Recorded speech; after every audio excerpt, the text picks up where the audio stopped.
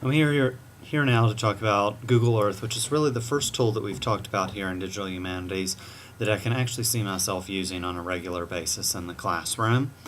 Google Earth is really cool to me for a couple of reasons, one of which is that it brings into the classroom for free an enormous amount of knowledge. We have all the basically maps of the entire Earth, ocean floor, local areas. We have street views of many of the major urban areas and not so urban areas in the United States that I can see tons of uses for in geography, definitely also in government, to talk about like income disparities using Street View.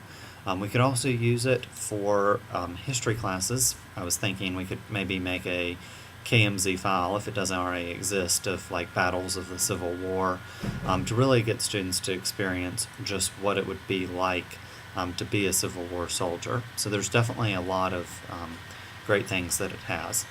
Something that I really like about Google Earth is that it really brings a first-person view to learning. You get to do a lot of what I would call experiential learning, even though you don't get to go on a field trip to everywhere in the U.S. With Google Earth, your students in the computer lab can take a virtual tour there, which in these tough economic times is definitely a lot easier to do than to get funding for even a very modest field trip. Excuse me.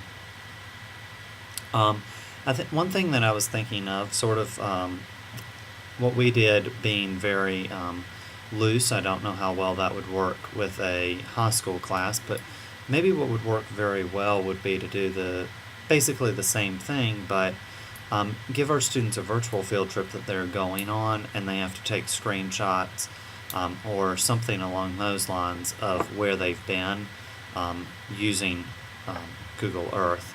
Can definitely see myself using that for a couple of different reasons. Another thing that I did see with our exercise of Google Earth was that it's going to be important to provide students with a lot of direction when they're using it. I know that all of us got pretty distracted, and while the challenge cards definitely did a lot to keep us on task, after a few minutes, you sort of can very easily lose focus. There's a lot of cool stuff in Google Earth, and it really does a lot to get even the most student who's most in line with what they're doing distracted. Don't think that I will be doing unguided explore exercises. I think they will definitely be important to give students some direction, but maybe send students loose, see what they find. Google Earth is something I'm definitely going to use, and I'm really excited about having been exposed to and look forward to playing around with a little bit more.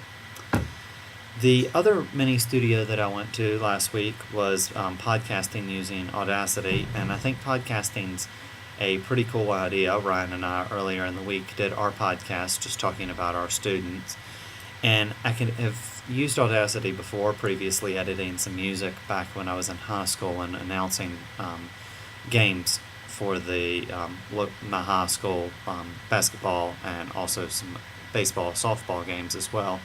So I've played around with Audacity and similar software to it before.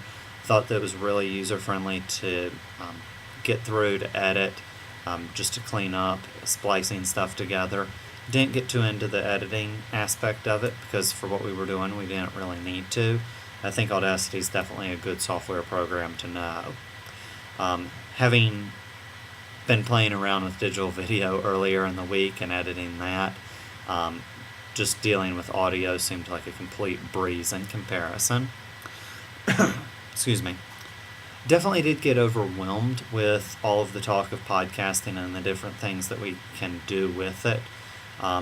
It's one of those where my practical side really starts to come in, and I'm asking myself, is this really something that's practical to be able to say that we're actually going to do in a class?